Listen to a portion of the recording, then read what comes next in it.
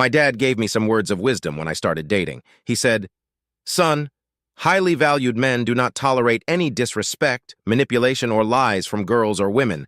Be true to yourself and always be a highly valued man." Bad news, honey. The merger meeting has just been rescheduled and I have to leave tomorrow morning and won't be back until after Sunday. I know how important this wedding is to you, especially because you're a bridesmaid. You have to understand I just got promoted to CFO and I can't miss the meeting because too much for the company and our future depends on it. You'll have to go without me. Sorry. Are you serious? You know how long we've been planning this and now at the last minute you're going to cancel? And I'm going to be there alone? Do you have any idea how embarrassing that would be for me? Isn't there anything you can do? Can't someone else go in your place? Vera, this deal is valued at over $2 billion and I'm spearheading this project. You know how hard we've worked on it over the last year? And no one else can take my place. Too many people's jobs depend on our success. I'm sorry, I know it's hard and I'll make it up to you with the bonus money we'll get from this deal. I know you're mad, but there's nothing I can do. I'll be back on Sunday. To say she was angry would be an understatement. She stopped talking to me and told me to sleep in the guest room. No intimacy or sex before my trip. This was not normal. Her coldness and anger was also out of character. I tried to understand, but could not mitigate her anger, so I packed for the trip and slept in the guest room that night. I knew the wedding was important to her because of all the struggles her friend had gone throughout Carol's life. Her ex-husband cheated on her during her life-threatening illness and left her because he couldn't watch her slow death.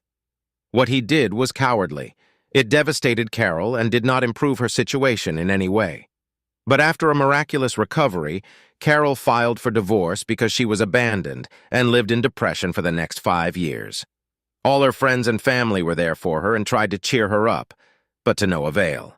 Then one day, she met a guy at the grocery store and her world blossomed.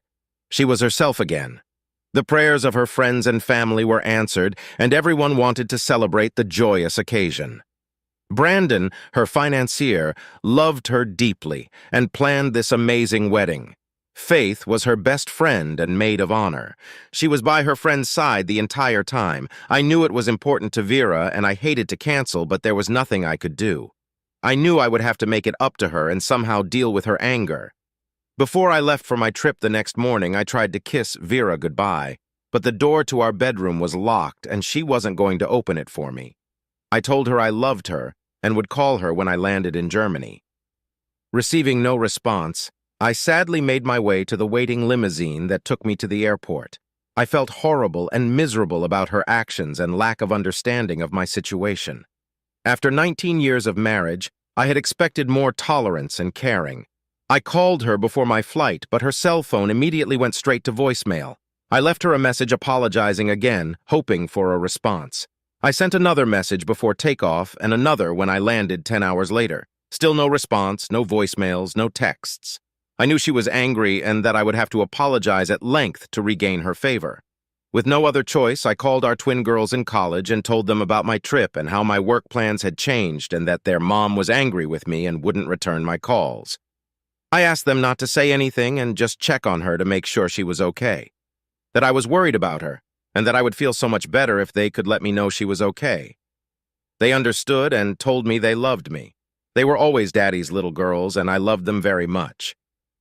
After getting to the hotel, I called my CEO to get an update, and to my horror, the meeting had just been canceled because the CEO of another company had a family member die, and the meeting would have to be rescheduled. I immediately called the airline and booked a direct flight to Chicago, which was only 30 minutes away from the ceremony site. Since the wedding reception started at 7 p.m., I figured I could get there by 9 p.m. and be a good husband. I was sure that would make her happy. After I rented a car, the GPS told me how to get to the reception hall. It was a little after 9 when I entered the reception, and the celebration was in full swing. The music was loud, everyone was dancing, and alcohol was pouring down in rivers. There were a lot of drunk people having fun and enjoying the celebration. It was truly a joyous occasion, and I was happy that I was able to attend and really wanted to be with my wife. There were over 200 people at the reception, and I couldn't see Vera when I entered. I walked over to the open bar and ordered a double bourbon, stepped aside and looked around the crowd for my wife. I reflected on our past and how we got here. Faith was 5 years older than me and recently divorced when we met. Her ex-husband, Dr. Clayton Adams, was a resident at Mercy Hospital when they divorced. Dr. Clayton, as he liked to be called, had been caught cheating with one of the nurses at the hospital. When Vera found out, she kicked him out, devastated by his betrayal. She wanted children and a happy life, but this asshole ruined her dreams. She divorced him, and after the divorce, she was depressed and penniless because the locals make little money, and the divorce just divided their assets. She became a waitress and was barely making ends meet. Because of this episode in her life, she knew firsthand how Carol felt. When I met Vera, it was love at first sight. I fell head over heels in love with this woman. She may have been broken and depressed, but I knew she was a rough diamond. I saw her obvious beauty, but fell in love with her heart and her caring nature. I saved her from herself, turned her life upside down, and gave her 19 wonderful years filled with the love of our twin girls. Vera loved my seriousness about relationships. We constantly discussed fidelity and commitment, and it made her feel safe. I made it clear to her that I was a faithful partner and would never condone cheating in any way, and praised her for leaving her cheating husband, no matter how difficult it was. I explained that many people would put up with it to save a marriage or stay financially secure, and was proud of her ability to move on. That was the foundation of our marriage: trust, loyalty, and determination. Until that damn wedding, I had lived a wonderful life, completely fulfilled and in love. Faith looked great for her 44, but I was 5 years younger and in great shape. In fact, at the age of 39, I was in the prime of my life. Thanks to my constant workouts at the gym and 5K runs, I was at peak performance. She had an amazing body, and we were great in bed. There were no problems with our age difference, and we rarely discussed it over the years. We raised 2 wonderful twin girls, Marcia and Carrie, who were now in college, 4 hours away from home. They were happy and enjoying college life, preparing for their futures. We had a great family and a stable marriage. At least I thought so until I saw my wife sitting alone with Clayton, her ex-husband.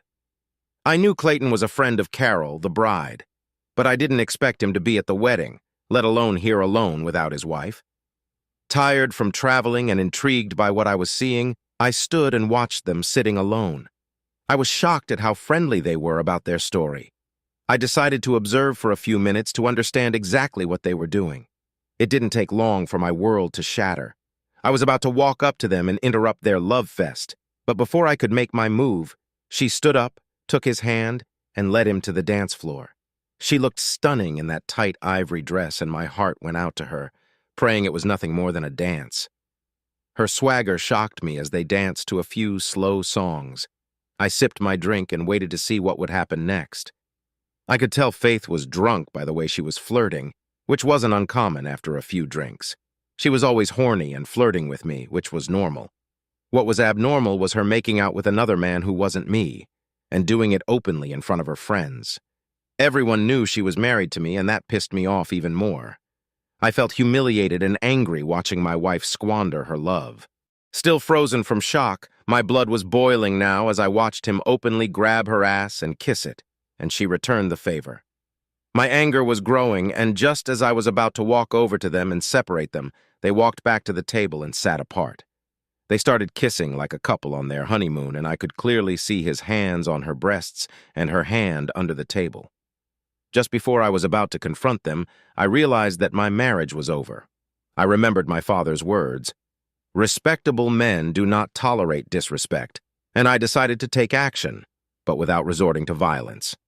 I could have made a scene, disrupted the perfect wedding ceremony, stopped them, and prevented any further developments. But why? I figured if she wanted him, she could have him. It wasn't mine anymore.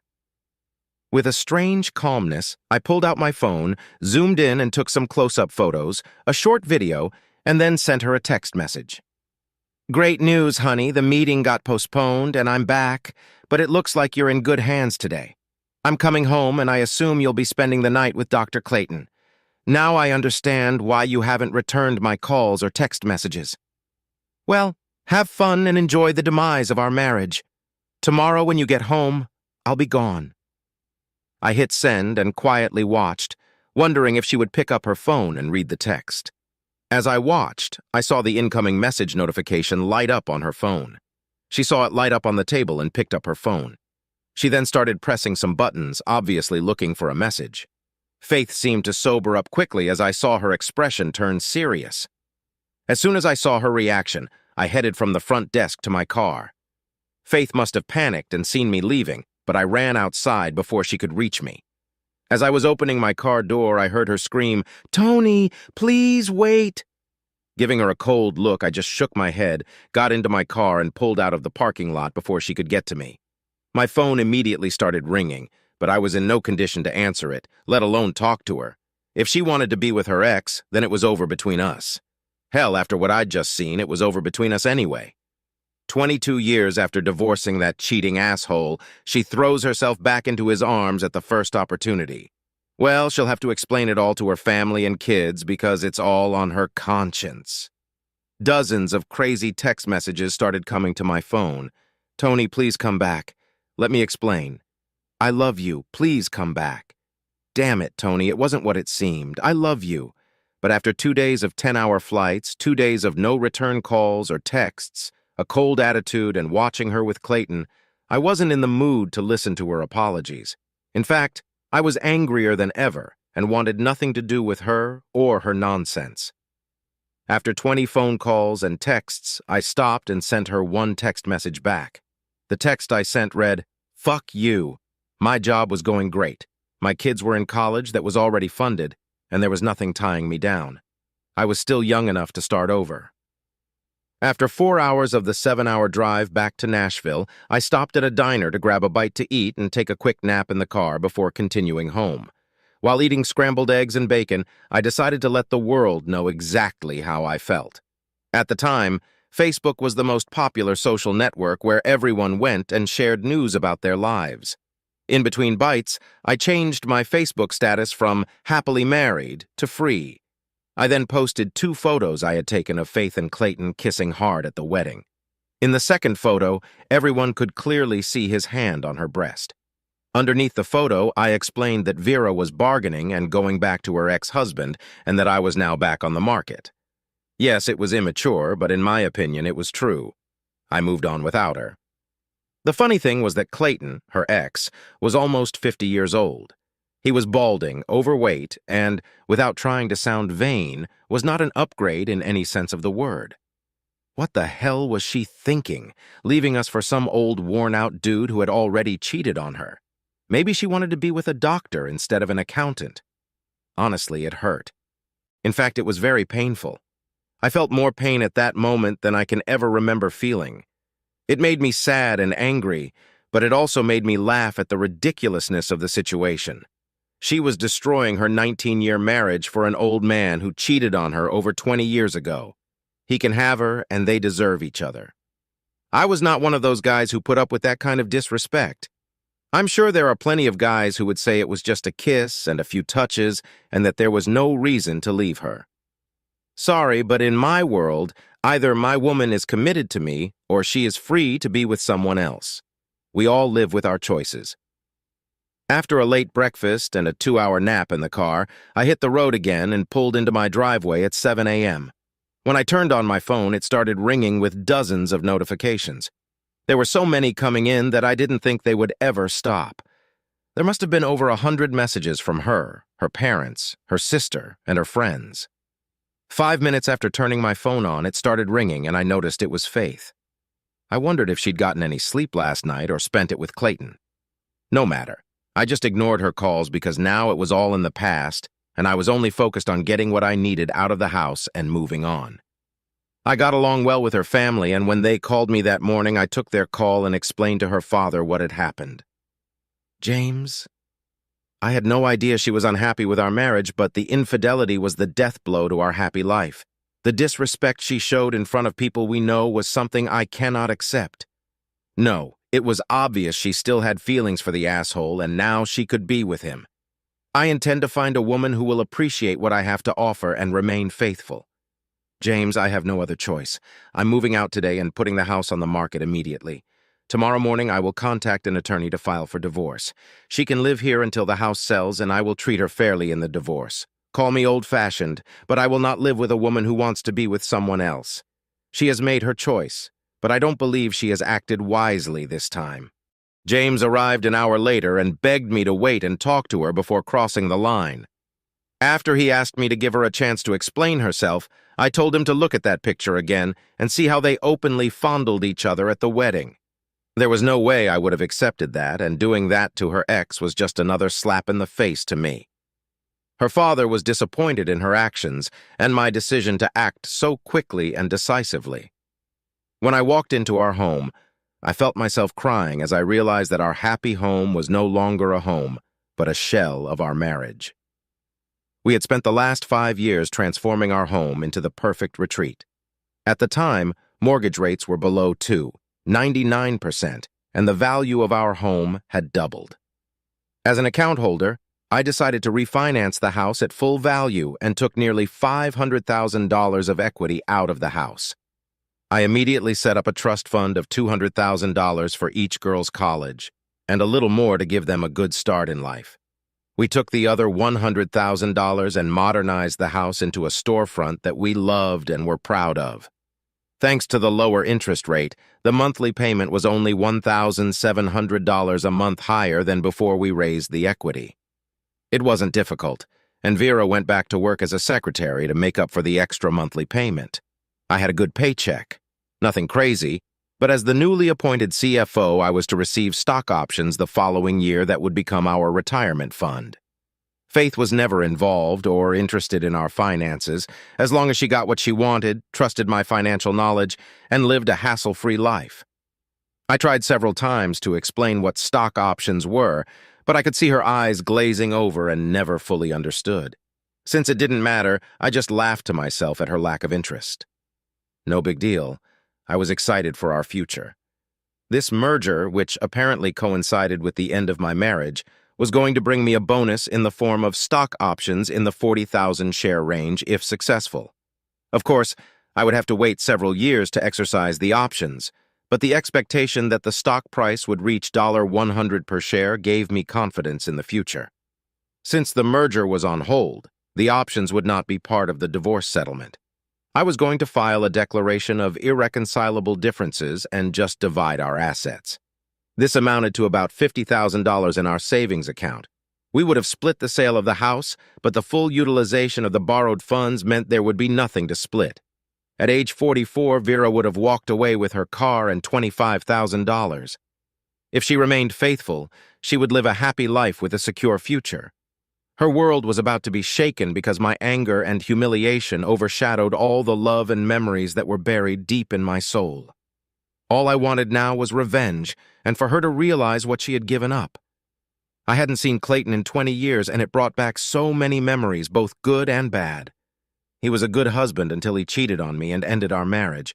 We always had chemistry and great sex, but he was no match for Tony. My husband was much more handsome, a great lover, and I love him fondly. But why am I sitting here with Clayton and letting him touch me and kiss me? I know it was wrong, but I kept flirting.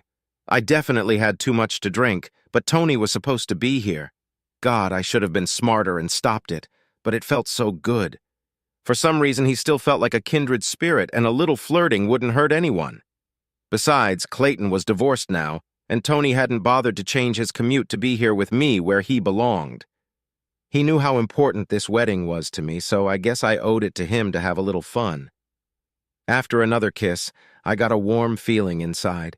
We can play around a little here in this secluded place. Everyone is drunk, and I'm sure no one will see us. Just a little kissing and touching, nothing more. I'll make up with Tony when he gets back. A text message flashes on my phone. All my friends are here. Maybe it's Tony checking in. Oh my God, Tony says he's here. I don't see him. Wait, is that him leaving now? Damn it, I gotta get to him. Did he just see me making out with Clayton? Damn, this is bad. Turning to an embarrassed Clayton, I said, "Excuse me, I need to use the ladies' room." Desperately running out of the reception area, I saw the exit door close in the hallway and ran as fast as I could in my high heels. Oh my God, it's Tony, and he saw me with Clayton. Tony, wait, please. There was no answer, and he just got into his car. I tried to run after him, but he drove off. Now he's not answering his cell phone. How many text messages have I sent him, and he doesn't answer? He is angry, and I don't blame him.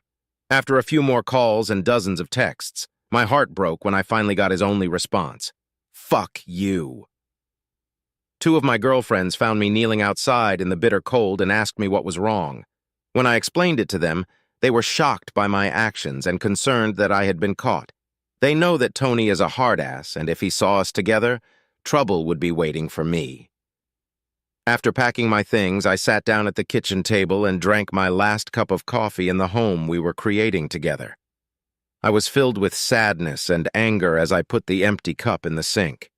I left a short note on the table asking her not to call me, and we would talk as soon as the divorce papers were ready. I didn't bother to sign the note and just put my wedding ring on top of the paper. Before I left for the last time, I opened my laptop and divided our funds and canceled our joint credit card after paying off the balance. From now on, she was on her own. If she was fighting a divorce, she could just pay all the bills herself. There was no way she could afford the mortgage and utilities. The house would be in demand and would be sold quickly for the right price. If she hadn't resisted divorce, we could have ended this sham marriage quickly, and she could have gone back to her beloved Clayton. I left my former safe haven for a dark, unknown new world. I later heard from my friends at the wedding that after I left, Faith was desperate. They couldn't get her to stop crying until she finally passed out from drinking and exhaustion from uncontrollable sobbing. Her friends felt terrible and worried about Vera. They called me several times, leaving voice and text messages asking me to call them back. To keep her from ruining the wedding reception, the girls took her back to her hotel room, put her to bed, and checked on her several times to see how she was feeling that night. When she woke up early in the morning and remembered what had happened, she tried calling me over and over, begging me to forgive her and please call me. I wanted nothing to do with her after what I witnessed and never returned her calls or texts. Sunday morning, Vera woke up with a severe hangover and fear of divorce. She flew home at noon and her dad met her at the airport. She found out later that Tony had told her dad that he wasn't picking her up and she needed a ride. From the concerned look on her dad's face, she must have looked terrible. Her dad was her rock, and when she saw him there, she rushed to him and hugged him, sobbing into his shoulder. "Daddy, I messed up, and I think Tony is going to leave me." With a sad face, he quietly turned to his suffering little girl. "I talked to him this morning, and it doesn't look good. You know, Tony. What the hell were you thinking? And with Clayton? I don't know what I was doing. I was drunk and pissed at Tony because he didn't come to the wedding. I know I screwed up, but he has to forgive me, Daddy. I never even had sex with him." "Honey, from the pictures I've seen, you might as well have had sex with him. I'm not sure he's the kind of guy who forgives too quickly. You know Tony, and being with another man the way you were in those pictures was cheating on him." As she walked into the house, she prayed that Tony would be there waiting for her, but knowing Tony, she knew he was long gone. She spent the rest of the day in tears, reaching for Tony's cell phone in hopes that he would at least talk to her and give her a chance to apologize. She realized the irony of the situation of cheating on Tony with the man who had cheated on her so many years ago. Tony, the one man she loved and the life she cherished, seemed to have been destroyed in the blink of an eye, as evidenced by his wedding ring and the short note left on the table. Meanwhile, I had moved into a company apartment used for out-of-town clients. Since no one planned to use the apartment, I called my CEO and he agreed to let me stay there after I told him the story. My CEO, Bill, is a good friend, and he went through something similar years ago. In fact, he suggested that I put my options on hold for this year to save up for the future. The next day, I walked into my office on the 16th floor. There was no way Vera would go through security if she came to work with me, and I had given strict instructions to security to escort her out of the building if she showed up. They did their job well, and when she did show up on Monday, she was informed that there would be no interaction at work. She desperately tried to talk to me, but I wanted nothing to do with her. She didn't know where I was staying, and I wasn't returning her calls. She was completely isolated, angry at herself, lonely, and scared for her future. Worried about their mom, I received several desperate calls from my girls. They begged me to talk to their mom. I explained that their mom had made the decision to be with another man, and everyone knew how I felt about cheating. Before they started to protest, I explained that what she had done was cheating in my mind.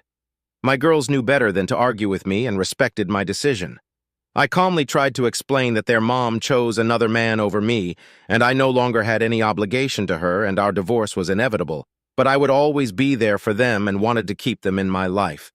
I told them to remember that when they were married and to never disrespect or cheat on their husband, because most men would not tolerate that level of disrespect.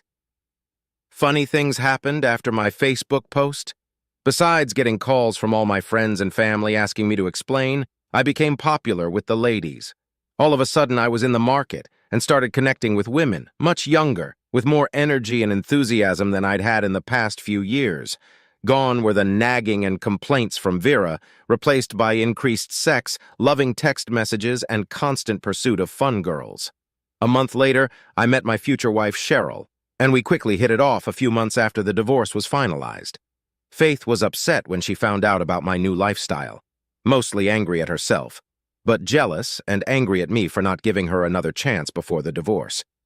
I turned down all her requests to meet and only communicated with her through lawyers. In the end, the house was quickly sold. After paying the real estate fees and closing costs, there was less than $1,000 left in equity, which I instructed her to give to Vera.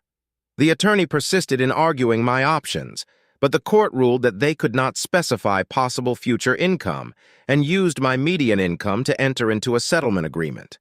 Since Vera was working, paying child support would not be a problem, and I eventually agreed to support her for 2 years at $2,000 a month.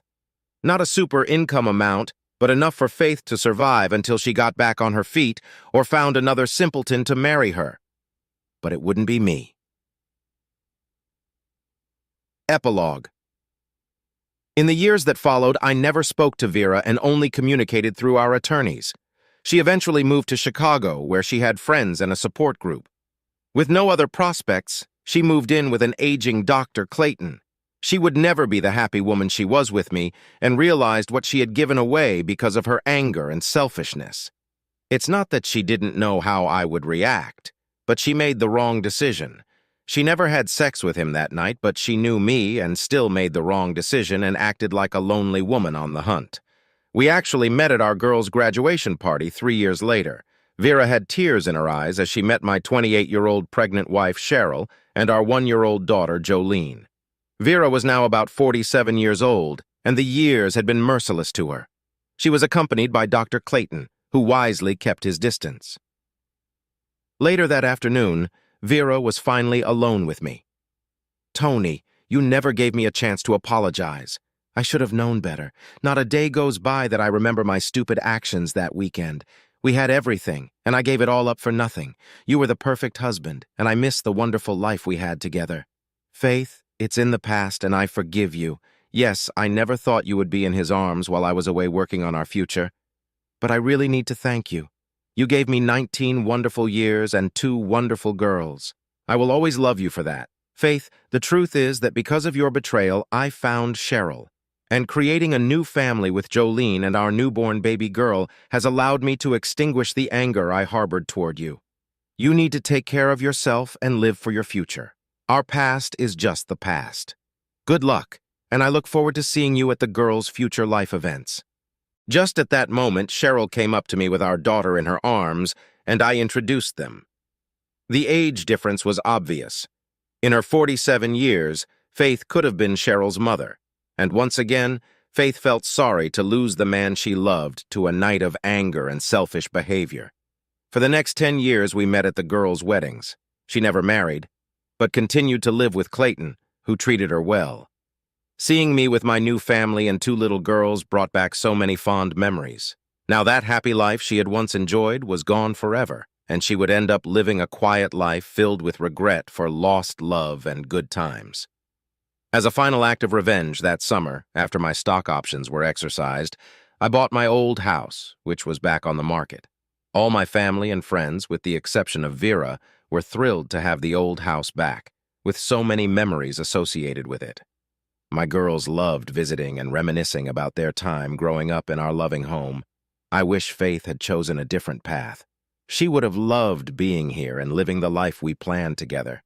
But life goes on, and I am enjoying creating a new life and new memories with my wonderful wife and my little girls.